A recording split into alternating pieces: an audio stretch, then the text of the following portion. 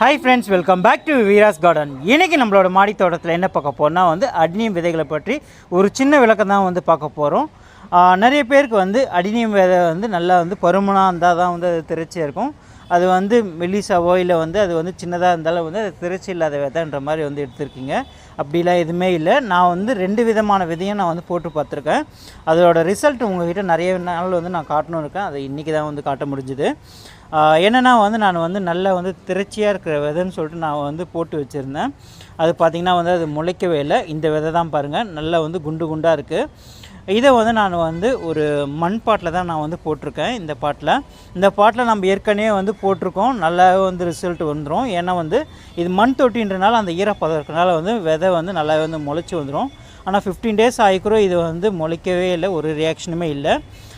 அதே மாதிரி பார்த்திங்கன்னா இந்த மாதிரி செடியிலேருந்தே காஞ்சி கீழே விழுந்துட்டுருக்கோம். அது எல்லாமே பார்த்திங்கன்னா கொஞ்சம் அது செதப்பற்று இல்லாமல் அது மெலிசாக இருக்கிற மாதிரி தான் இருக்கும்.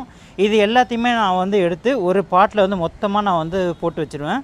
ஏற்கனவே நான் நிறைய இந்த பாட்டில் இந்த ட்ரேயில் போட்டு வச்சுருக்கேன். இது அப்படியே நான் போட்டு மண்ணு கூட மூட மாட்டேன். அப்படியே லைட்டாக அப்படியே சாய்ச்ச மாதிரியே போட்டு வச்சுருவேன், பறக்காத மாதிரி. அதில் நம்ம திரைச்சி இல்லாத விதைன்னு சொல்லிட்டு பண்ணதில் பார்த்திங்கன்னா நல்லா முளைச்சிருக்கு பாருங்கள். இது எல்லாமே பார்த்திங்கன்னா அப்படி முளைச்சது தான். நான் இதில் திரைச்சி இல்லைன்னு சொல்லிட்டு போட்ட அந்த விதைகள்லேருந்து வந்த நாற்று தான். எல்லாமே பார்த்திங்கன்னா ரொம்ப நல்லா இருக்கிறாங்க. இப்போ ரீசெண்டாகவும் பார்த்திங்கன்னா ஒரு 1 monthக்கு முன்னாடி போட்டு வச்சுருந்து பாருங்கள். நல்லா அப்படியே மொத்தமாக முளைச்சி வந்திருக்கு பாருங்கள்.